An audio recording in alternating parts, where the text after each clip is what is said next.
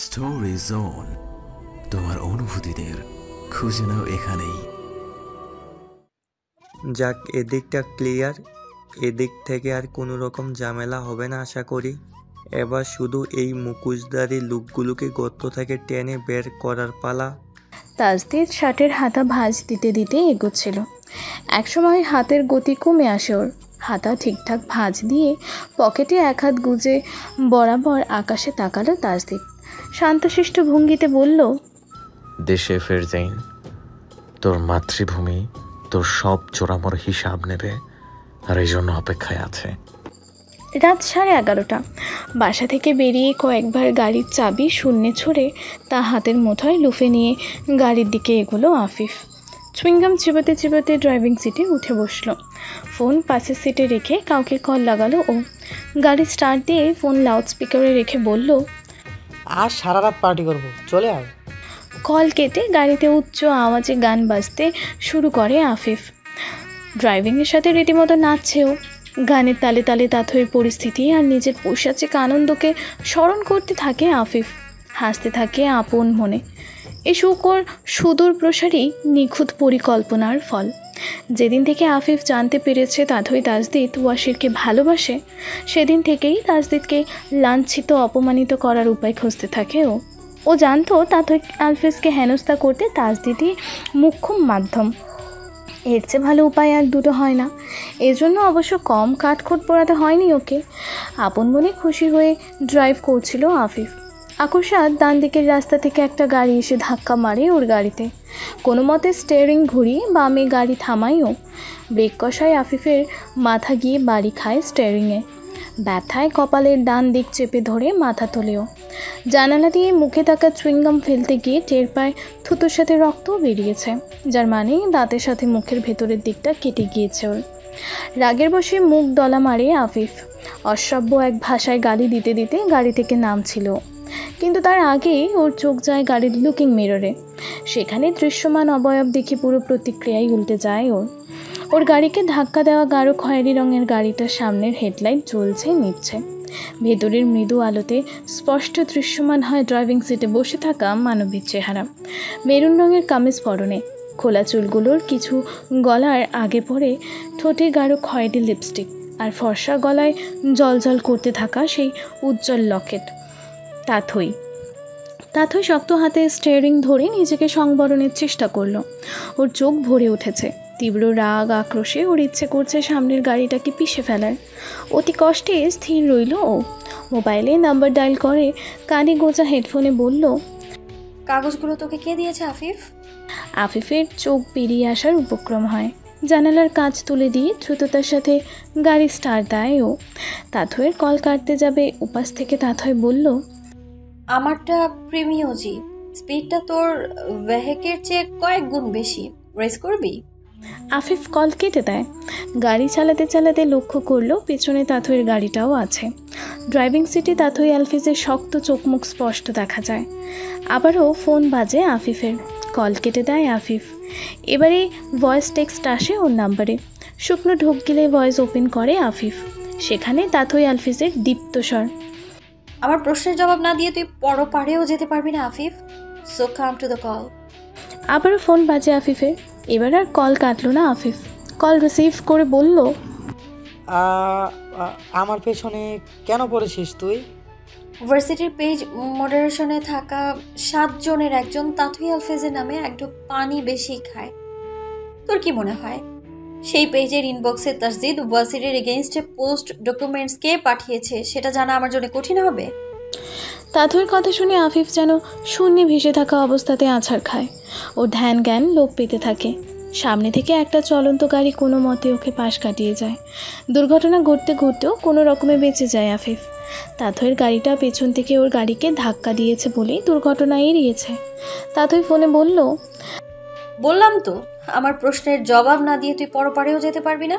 তোর fake account ধরতে আমার 50,000 টাকা আর 15 মিনিট সময় খরচ হয়েছে। টাকাটা বিষয় না, কিন্তু আমি তোর পেছনে আর সময় নষ্ট করতে চাইছি না। সো আনসার মি, ডকুমেন্টগুলো কে দিয়েছে তোকে? তুই তুই কি কিসের কথা বলছিস তাথই? আমি কিছুই করিনি। আমার ধৈর্যের সীমা পর করতে যাস না আফিফ। দেখ তাথই, আমি এসবের কিছু জানি না। তুই কিন্তু অহেতুক আমার সাথে ঝামেলা করছিস। অহেতুক? কেউ আমার পেছনে পড়লে আমি তা হ্যান্ডেল করতে পারি, কিন্তু কেউ তাসদিদের পেছনে পড়লে I can't tolerate, and you have done the second. Tathoi আফিফের গাড়িতে ধাক্কা লাগালো। আফিফ পেছনে তাকিয়ে চেঁচিয়ে বলল, কি করছিসটা তুই? পাগল হয়ে গিয়েছি? পাগল হয়েছে কিনা জানি না, কিন্তু তুই আমার প্রশ্নের জবাব না দিলে আমি নির্ঘাত খুনি হয়ে যাব। এই খুনি বিশেষণ আমার চাই না আফিফ, আমাকে বাঁচা প্লিজ। আমার প্রশ্নের উত্তর দে, শেষবারের মতো অনুরোধ করছি তোকে। আফিফের নিজের কাছে নিজেকেই এবার পাগল পাগল লাগছে। এই মেয়ে ওকে মেরে ফেলার ধমকি দিয়ে ওকেই বলছে আমাকে বাঁচা, আবার বলে অনুরোধ করছে। প্রশ্নের জবাব দেওয়ার চেয়ে এই মুহূর্তে তাথইয়ের সীমার বাইরে যাওয়াটাই আফিফের উত্তম বলে মনে হলো। গাড়ির গতি সর্বোচ্চ পর্যায়ে বাড়িয়ে দিল ও, কিন্তু একসময় আকস্মিক ব্রেক কষতে বাধ্য হয় আফিফ। কিছুটা পেছনে তাথইয়ের গাড়িও থেমেছে। আফিফের গাড়ির সামনে চলন্ত ট্রেন, আর রাস্তার একমাত্র গতিপথ এই রেল ক্রসিং পার করা। ক্রসিংয়ে কোনো রকম গতিরোধক নেই। পাশে একটা সাদা সাইনবোর্ডে লাল রঙে লেখা, এই রেল ক্রসিংয়ে নির্দিষ্ট গেটম্যান নেই, নিজ দায়িত্বে ক্রসিং পার হবেন। আফিফ এক দণ্ড সময় নেয়, ভেবে নেয় পেছনে তাথইও স্থির হয়েছে, কিন্তু ঠিক তার পর মুহূর্তেই ভুল ভাঙে ওর। পেছন থেকে পুনরায় গাড়ি স্টার্ট দেওয়ার আওয়াজ কানে এসেছে। আফিফ বিস্ফোরিত চোখে গাড়ির আয়নায় তাকায়। পেছনের গাড়ির ড্রাইভিং সিটে বসা তাথই চোখে সানগ্লাস পরতে পরতে বলল, okay, I am done. Get ready Afif, it's show time now. Stop the car Tathoi, থাম প্লিজ থাম। আফিফের গাড়িকে পেছন থেকে ধাক্কা মেরেছে তাথই। থেমে থাকা গাড়িটার সামনের দিক গিয়ে লেগেছে চলন্ত ট্রেনে। আফিফ উচ্চস্বরে চেঁচাতে থাকে, বারবার তাথইকে থামার জন্য বলতে থাকে। ওর গাড়ির সামনের অংশটুকু দুমড়ে মুচড়ে যাচ্ছে। বেশিক্ষণ এভাবে রাখা হলে নিঃসন্দেহে ইঞ্জিনে আগুন লেগে যাবে, আর তখন পুরো গাড়িটা ব্লাস্ট হবে। এক বুক আতঙ্ক নিয়ে নিজের গাড়ি স্টার্ট দিয়ে পেছনে নেবার চেষ্টা করে ও, কিন্তু পারে না। মৃত্যু ভয়ে আফিফ আরও জোরে আওয়াজ তোলে, তাথই গাড়ি থামা, থামা। গাড়ি ব্লাস্ট হলে আমরা দুজনেই মরবো। It's crashing damn. It should. নির্বিকার চিত্তে জবাব দিয়ে তাথই এক দফা গতি বাড়ায়। আফিফের গাড়ি আর ট্রেনের ঘর্ষণে সৃষ্টি স্ফুলিঙ্গ ওর সানগ্লাসে প্রতিফলিত হচ্ছে। শব্দের তীব্রতায় চোখ খিচে বন্ধ করে নিয়েছে আফিফ। চিৎকার করছে গলা ফাটিয়ে। ওর চিৎকার যেন স্বস্তি দেয় তাথইকে। সেখানে যে ওর নিজেরও মৃত্যু ভয় আছে তা ভুলে যায় তাথই। কয়েক মাস আগে ভার্সিটির পেজটা থেকে রক্ত চাই শিরোনামে পোস্ট চোখে পড়েছিল ওর। তৎক্ষণাৎ সেখানে যোগাযোগ করে এক বড় ভাইয়ের স্ত্রীকে রক্তদান করেছিল তাথই। আবেগী হয়ে সেই লোক আচমকা বলে ফেলে, পেজ মডারেশনে থাকাটা প্রথমবারের জন্য ব্যক্তিগত জীবনে কাজে দিয়েছে। তার সাথে পরিচয় হওয়াটা কাজে দিয়েছে তাথইয়েরও। তাসদিদের বিরুদ্ধে ছড়িয়ে পড়া পোস্ট পেজে কে দিয়েছে তা জানতে সময় লাগেনি ওর। আর সেই ফেক আইডির ইউআরএল থেকে তার আসল মালিককে বের করাটা কেবল ছিল টেকনোলজি ব্রাঞ্চে টাকার খেলা। তাথই জানতো তাসদিদের জীবনের 6 মাসেরও বেশি সময় আগের ঘটনার প্রেক্ষাপট লিখে ডকুমেন্ট জোগাড় করে পেজে দেওয়াটা আফিফের একার কাজ হতে পারে না। তাই শুরুতে সমস্ত রাগটা আফিফের উপর ঝাড়তে চাইলেও পরে ওর মুখ থেকে কথা বের করানোর সিদ্ধান্ত নেয় তাথই। খানিকটা সময় এমন মারাত্মক মুহূর্তের সাক্ষী থেকে এক চুল পিছিয়ে আসলো। আফিফ সুযোগ পেতেই পিছিয়ে আসে। জবাব না দিয়ে নিজেকে বাঁচাতে গাড়ি ঘোরানোর চেষ্টা করেও। ওর এই চেষ্টাটুকু তাথইয়ের সহ্য হয় না যেন। আবারও গতি বাড়িয়ে গাড়ির সামনে এগিয়ে দেয়ও। ট্রেন আর গাড়িতে পুনরায় সংঘর্ষ শুরু হয়। আফিফ আবারও চিৎকার শুরু করে দেয়। তাথই বলল, জাহান্নামকে বলিস, তাসদিদকে ব্যাকস্টেপ করা তোর সঙ্গী সাথীও সেখানে দ্রুতই আসছে। প্রচণ্ড শব্দ করে আফিফের গাড়ির সামনের একাংশ খুলে পড়ে। উন্মুক্ত হয়ে পড়ে ইঞ্জিন। তাথই আরও গতি বাড়াতে উদ্যত হচ্ছিল। লোকে বলে মৃত্যু পূর্বে মানুষের অনুধাবন তীব্রতর হয়। আফিফও হয়তো কোনোভাবে বুঝতে পারে আলফেজ কন্যা নিজের মাঝে নেই। ওর সাথে আগামী কয়েক মুহূর্তে যা খুশি করতে পারে সে। দুহাতে কান ঢেকে চোখ বন্ধ করে নেয় আফিফ। চিৎকার করে বলে ওঠে, এগুলো সব প্রফেসর সুবোধের দেওয়া। উনি তাসদিদের আগের ভার্সিটির প্রফেসর, জেইনের বাবা। জবাব দেওয়ার কয়েক সেকেন্ডের মধ্যে গাড়িতে প্রচণ্ড রকমের একটা ধাক্কা অনুভব করলো আফিফ। ধাক্কাটা এতই বেশি ছিল যে আবারও স্টিয়ারিংয়ে মাথা লেগেছে ওর। দুদণ্ড পর আস্তে ধীরে মাথা তুলল ও। আধখোলা চোখে আশপাশ চেয়ে যা বুঝলো ওর গাড়ি রাস্তার পাশে সীমানা ভেঙে গাছের সাথে গিয়ে ঠেকেছে। কপাল কেটে রক্ত বেরোচ্ছে আফিফের, চোখ শরীর টলছে। কোনো মতে ঘাড় ঘুরিয়ে আধখোলা চোখে পেছনের গাড়িতে তাকালো। সে গাড়ির ভেতরে হলুদাভ আলোয় দেখা যায় তাথয়ের চোখ টলমলো করছে। সানগ্লাস খুলেছে ও, রাগ জেদে চোখ ভরে উঠেছে ওর। আফিফকে পেছন ফিরতে দেখে তাথই বলল, উপরওয়ালা লাইফলাইন দিয়েছে একটা, আমিও ভুল শুধরানোর ওই একটাই সুযোগ দেই আফিফ, কথাটা মাথায় রাখিস। আফিফের কপাল বেয়ে রক্ত গড়ায়। এক হাতে কপাল চেপে ধরে আর এক হাতে গাড়িতে চাবি ঘোরালো ও, কিন্তু গাড়ি স্টার্ট নিল না। আফিফ আবারও চেষ্টা করতে যাচ্ছিল। তাথই বলল, তোর গাড়ি স্টার্ট দেবে না, একটু ওয়েট কর, অ্যাম্বুলেন্স আসছে, নিয়ে যাবে তোকে। আর হ্যাঁ, হসপিটালে বসে বসে তোর ফেক আইডিটার যত্ন নিস। তাসদিদ ওয়াসিরের এগেনস্টে পোস্টটা যখন তুই করেছিস, কাউন্টার পোস্টটাও তোরই করা লাগবে।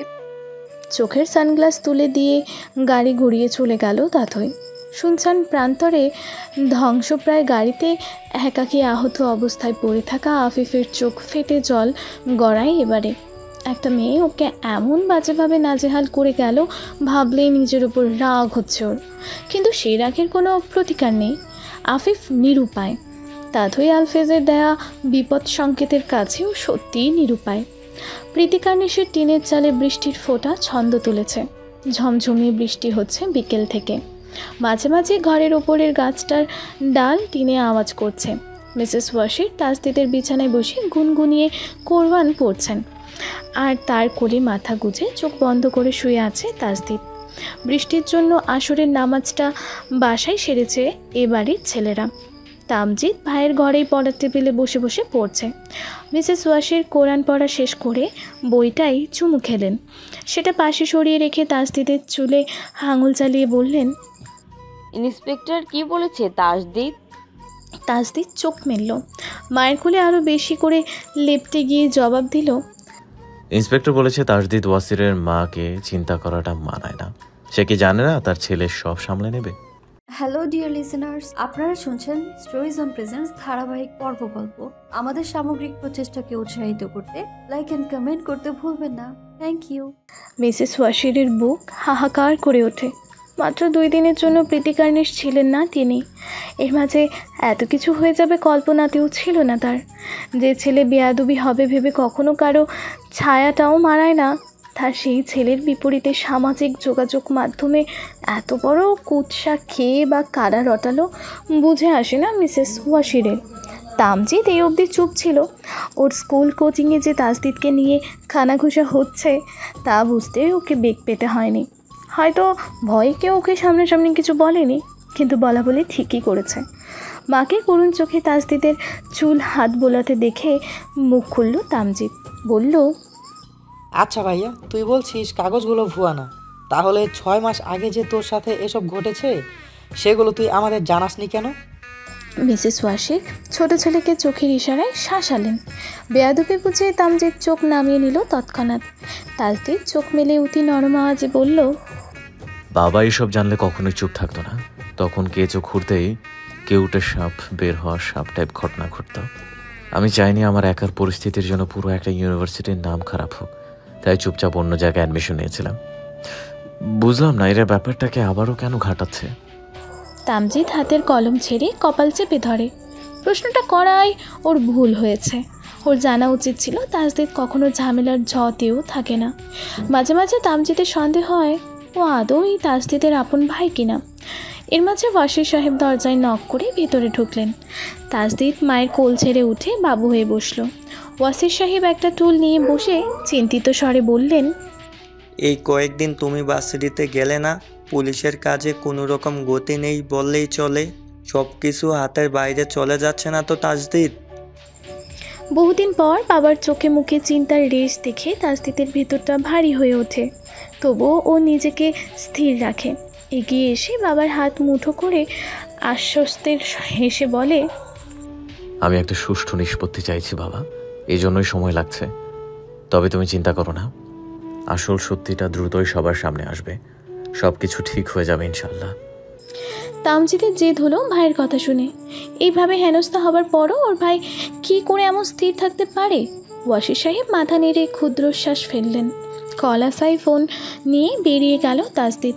বারান্দায় দাঁড়িয়ে ওপাশে বৃষ্টির আওয়াজ মিশেল কথাগুলো শুনল। মৃদু হেসে জবাব দিল, ভাগ্যের টুকু কেউ নিতে পারে না। তবে আমার মতে এসব মিটমাটের আগে জেইন দেশে ফিরলে ভালো হতো। টরেন্টোর জেলে নানা রকমের শাস্তি ভোগের চেয়ে দেশের জেলে ঘানি টানাটা বোধ হয় ওর জন্য সহজ হতো। কলিং বেলের আওয়াজ শুনে আরতি থামলেন প্রফেসর সুবোধ। রাতের 11টা বাজছে। বাইরে তুমুল ঝড় বৃষ্টি, সেই সাথে বজ্রপাতও আছে। এমন অসময়ে কারো তার বাসায় আসার কথা না। ধূপকাঠি যথাস্থানে গুজে রেখে ধর্মীয় সরু চাদরখানা গলার দুপাশে ঠিকঠাক করে দিয়ে দরজার দিকে এগোলেন তিনি। দরজার ছিদ্রে চোখ রাখলে মেইলি অবয়ব চোখে পড়ল তার। বাইরের রমণী কে হতে পারে প্রফেসরের বুঝে উঠলেন না। গলা উঁচিয়ে জিজ্ঞেস করলেন, কে? জেইনের গার্লফ্রেন্ড। দরজা তৎক্ষণাৎ খুলে যায়, যার মানে প্রফেসর এমন জবাবের জন্য প্রস্তুত ছিলেন না। দরজা খুলতেই তার চোখে পড়ে তার সামনে কালো জিন্স জ্যাকেট, সাদা টি শার্ট পরিহিত এক মেয়ে। মাথায় ক্যাপ, মুখে মাস্ক, এক হাতে বড় কালো ছাতা আর এক হাতে বুট। সাদা গেঞ্জি আর লুঙ্গি পরিহিত প্রফেসরকে আপাত মস্তক দেখে নিয়ে মাস্কের আড়ালে মেয়েটা হয়তো হাসল। অস্ফুট স্বরে বলল, ধর্মপ্রাণ চোর। শব্দ দুটো হয়তো প্রফেসর ধরতে পারল না। উকি দিয়ে পাশের ইউনিটের বন্ধ দরজা দেখে নিল সে। বলল, কে তুমি? উত্তর যদি ভেতরে বসে বলি তাহলে শুধু আপনাকে বলবো, আর যদি এখানে দাঁড়িয়ে বলি পাশের ইউনিটের লোকজনকেও জানাবো। আপনি কোনটা প্রেফার করেন? প্রফেসর সরে দাঁড়িয়ে মেয়েটাকে ভেতরে ঢোকার জায়গা করে দিলেন। সে কাদামাখা বুট বাইরে রেখে বাসার ভেতরে ঢুকলো।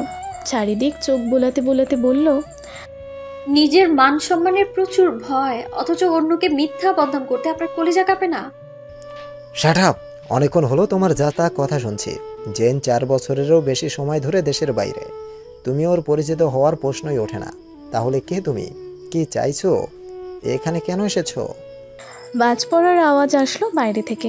এতগুলো উঁচু আওয়াজের কথা শুনে তাথই ঘাড় বাঁকিয়ে তাকালো লোকটার দিকে। এমন উঁচু স্বরে তৈয়ব আলফিসও ওর সাথে কথা বললেও ও ছাড় দিত না।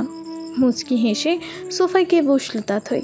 আসার আগে এই বাসার কলকাঠি নেড়েই এসেছে ও। প্রফেসর আপাতত একা মানুষ। তার স্ত্রী গেছেন মেয়ের শ্বশুর বাড়ি। ছেলে জেইনকে পড়াশোনার জন্য টরেন্টোতে পাঠিয়েছে সে। ওকে নির্দ্বিধায় সোফায় বসতে দেখে প্রফেসরের রাগ তরতরিয়ে বাড়ল।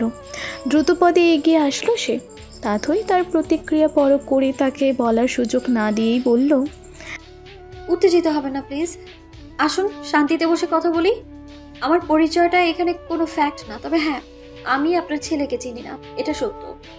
তাথই একটু থামলো, পরপরই উচ্ছ্বাসে বলল, কিন্তু আমি আফিফকে চিনি স্যার। আপনিও চেনেন আফিফকে, রাইট? প্রফেসর পুরোপুরিভাবে দমে যায় এবারে। আফিফকে গত রাত থেকে কলে পাওয়া যাচ্ছে না। এ বিষয়টা তার জন্য চিন্তার ছিল। ফলে অজ্ঞাত মেয়েটার মুখে আফিফের নাম শুনে যতটা উত্তেজিত হয়ে সে এগোচ্ছিল, ততটাই নমনীয় হয়ে যায় তার অঙ্গভঙ্গি। তাথই ইশারায় তাকে সামনে সোফায় বসতে বলল। হাঁটুতে 2 হাতের কোণয় ঠেকিয়ে কিছুটা ঝুঁকে বসে বলল, right, so we have mutual people. I guess এখন আমাদের কনভারসেশন হতে আর কোনো বাধা নেই। কি চাও? সুবোধ, বোধ শক্তি সুন্দর না হলেও আপনার ধূর্তামি, ভণ্ডামি, এইসব বোধ যে অনেক বেশি সেটা আমি জানি। সো আমার এখানে আসার ফ্যাক্ট যে তাজদিদ ওয়াসির, সেটা আপনি ধারণা করতে পারছেন না। এখন আবার এটা বলবেন না প্লিজ, তাহলে আমার চোখে আপনার ধূর্ততার লেভেলটা নেমে যাবে। প্রফেসরের চেহারা শক্তপোক্ত হতে থাকে। হাত মুঠো করে নেয় সে। তাথই এক পলক দেখল তার মুঠো করা হাত। তারপর শান্তশিষ্ট ভঙ্গিতে বলল, তাজদিদ ওয়াসির ইস্যুতে আমি আপনার নামটা জেনে গেছি, সেটা আফিফ কেন আপনাকে কিছু জানায়নি এ নিয়ে ওকে দোষারোপ করে লাভ নেই স্যার। কয়েক মিনিটের মধ্যে আপনি ঠিক যতটা নিরুপায় হয়ে পড়তে চলেছেন, আফিফ ঠিক ততটাই নিরুপায়। What do you mean? তুমি কি বাড়ি বই আমাকে ধমকি দিতে এসেছো? জি, সে প্রসঙ্গে আসছি। আচ্ছা প্রফেসর, 6 মাস আগে তাসদিদ ওয়াসির কি ইনভেন্ট করেছিল, সেগুলো নিয়ে আপনি কি কি কাহিনী রটিয়েছেন, কিভাবে তাসদিদের ইনভেনশন নিয়ে আপনার ছেলে পৃথিবী খ্যাত হয়ে গেল, এসব মনে আছে আপনার নিশ্চয়ই। প্রফেসর বিস্ফোরিত চোখে তাকালো তাথইয়ের দিকে। তাথই উঠে দাঁড়ালো, ছাতাটা হাতে ঘুরিয়ে ঘুরিয়ে এদিক ওদিক হাঁটতে হাঁটতে বলল, অবশ্য মনে না থাকলেও সমস্যা নেই, আপনাকে সেগুলো মনে করাতেই তো আমার এখানে আসা। আজ রাত ভর আপনি সে সময়ের ঘটনা প্রবাহ মনে করবেন, দেন কাল সকাল 11টায় প্রেস কনফারেন্স করে তাসদিদের ইনভেনশন আর নিজের চোরামোটা সবাইকে বলবেন, সত্যিটা জানাবেন সবাইকে, সহজ স্বীকারোক্তি যাকে বলে আর কি। তাথইয়ের এমন মিষ্টি ভাষা শুনে প্রফেসর খুশি হলেন না, তবে এটুকু বুঝলেন পেজে পোস্টদাতার ফেক আইডি থেকে আফিফকে খুঁজে বের করা, ওর মুখ থেকে তার নাম উগড়ে নেওয়া, এরপর তারই বাসায় এসে তাকে মিষ্টি ভাষায় ধমকি দেওয়া মেয়েটা সাধারণের দলে না। তাসদিদের আগে পরে ওর মা ব্যতীত কোনো মেয়ে আছে বলে প্রফেসরের মনে পড়ল না, তবুও সেদিকে ভাবতে গিয়ে সময় নিলেন না তিনি। গলা থেকে চাদরখানা নামিয়ে তিনি উঠে দাঁড়ালেন, গম্ভীর স্বরে বললেন, আর যদি তা না করি? দেন আম গনা শুট ইউ। অত্যন্ত সুমিষ্ট স্বরে জবাব দিয়ে হাতের লম্বা ছাতাটার ডগা প্রফেসরের বুকের ডান পাশে ঠেকালো তাথই। তার কর্মকাণ্ড দেখে লোক হতবিহ্বল হয়ে তাকিয়ে রইল একদণ্ড। পরপরই তাথইয়ের বোকামোর কথা ভেবে তাচ্ছিল্যে হাসল। এই মেয়ে ছাতা তাক করে তাকে শ্যুট করার ভয় দেখাচ্ছে। প্রফেসরের তাচ্ছিল্যের হাসি দেখে তাথইও আরেক দফা মুচকে হাসল। ছাতাটা তেমনি ধরে রেখে বলল, ওভাবে হাসবেন না প্লিজ, আমি মজা করি না। তাছাড়া আপনার আমার মজা করার সম্পর্কও না। ছাতাটা স্পেশালি আপনার জন্যই অর্ডার দিয়ে বানানো। মেকানিক একটা ছাতা বানাতে 8,000 টাকা নিয়েছে। আমার কথা না শুনলে আমি সত্যিই আপনাকে শুট করে দেব। রাম নাম নেবারও সুযোগ পাবেন না আপনি। তাসদিদ ওয়াসির কোনো রকম প্রতারণা করেনি। স্নাতকের ছাত্র থাকাকালীন তার পরীক্ষণ জালিয়াতির যে প্রমাণ মেলেছিল তা সমস্তই আমার তৈরি। জেনের মডিফিকেশনে সে নিজের পরীক্ষণ বলে চালিয়ে দেয়নি, বরং সে বিক্রিয়াগুলো তারই আবিষ্কার। জেন এসব পোর্টালে জমা দেওয়ার আগেই সেটাকে ডিপার্টমেন্টের কাছে হস্তান্তর করেছিল তাসদিদ। জেইনের পেপার, তাসদিদের পেপার, ওর পেপার ব্যান হওয়া, ক্ষমা চেয়ে আবেদন, বিভাগীয় চেয়ারম্যানের নোটিশ নিয়ে যে ডক ফাইলগুলো ভাইরাল হয়েছিল সেগুলো পুরোটাই আমার পরিকল্পনার অংশ। নিজের ছেলের নামডাকের জন্য ছেলের সমতুল্য শিক্ষার্থীর এতগুলো দিনের পরিশ্রম মেধাকে আমি চুরি করেছিলাম। এসবের জন্য আমিই দায়ী। বলা শেষ করার সাথে সাথে একটা জুতো উড়ে এসে কপালে লাগে প্রফেসর সুবোধের। আক্রোশে ফেটে পড়েছে সামনে দাঁড়ানো শিক্ষার্থীরা। গণমাধ্যম কর্মীরা কোনো মতে নিজেদের মাইক ক্যামেরা সমেত গা বাঁচানোর চেষ্টা করছে। ভার্সিটির বিভাগীয় ভবনের সামনে প্রফেসর প্রেস কনফারেন্স করছেন জেনেও পুলিশ এসেছে। তারাও চেষ্টা করছে সাধারণ শিক্ষার্থীদের থামানো। ফাটা কপাল চেপে ধরে বিক্ষুব্ধ শিক্ষার্থীদের দিকে তাকালেন প্রফেসর। চেঁচাতে থাকা শিক্ষার্থীদের দেখে আগের রাতে কথা মনে পড়ে যায় এত বছরের জীবনে প্রথমবার কারো হুমকিতে দুর্বল হয়ে পড়ার বিভীষিকার কথা। আগের রাতে তাথইয়ের কথাকে গুরুত্ব না দিয়ে ফোন হাতে তুলে নিয়েছিলেন প্রফেসর সুবোধ। তাথই সময় নেয়নি, ঘাড় বরাবর ধরে ছাতার হাতলের কোনো বোতাম টিপে দিল ও। লোক মৃদু আর্তনাদ করে, আরেক হাতে ঘাড় চেপে ধরলেন। লক্ষ্য করলেন তার আঙুলের ডগায় লালচে তরল, অর্থাৎ ছাতার ডগা থেকে সূচালো কিছু বেরিয়ে তার ঘাড়ের চামড়া ভেদ করেছে। কয়েক সেকেন্ডের মধ্যে তার সারা শরীরেও কম্পন ধরতে শুরু করে। ফোন কানে ধরে রাখা হাত নেমে আসলো কাঁপতে কাঁপতে। তাথই ছাতা সরিয়ে নিল। ছাতার ডগায় বেরিয়ে থাকা সূচের রক্ত আঙুলে মুছতে মুছতে একদম স্বাভাবিক ভঙ্গিতে বলল, লোক বোধহয় রাগ নিয়ে কিছু বলতে চাইছিলেন, তবে মুখ খোলার চেষ্টা করেও সেটা পারলেন না তিনি। টের পেলেন ষড়যন্ত্র নিষ্ক্রিয় হয়ে পড়ছে। টালমাটাল হয়ে ধপ করে গিয়ে সোফায় বসে পড়লেন তিনি। তাতেই ছাতা মেঝেতে ঠেকিয়ে এক পা ভাঁজ করে দাঁড়ালো। বিন্দুমাত্র বিচলিত না হয়ে বলল, রিল্যাক্স স্যার, এই ধরফরানি সাময়িক, একটু পরে ঠিক হয়ে যাবে। যাই হোক, এবার বলুন আপনি প্রেস কনফারেন্স করছেন কিনা। লোক বিচিত্র মুখভঙ্গি দেখালো, প্যারালাইজড রোগীর মতো কোনো মতে ঘাড় দুলিয়ে না বোঝালো। তাথই ঘাড় চুলকালো। জ্যাকেটের চেইন খুলে কোমরের পেছন দিক থেকে একটা ফাইল বের করে টি টেবিলে রাখলো। কলমের হেড খুলতে খুলতে বলল, আপনার এটা খুব বেশিক্ষণ না থাকবে না স্যার। প্রফেসর তাথই দিকে অবুঝের মতো করে চায়। মাস্কের আড়ালে তাথই মুচকে হাসলো।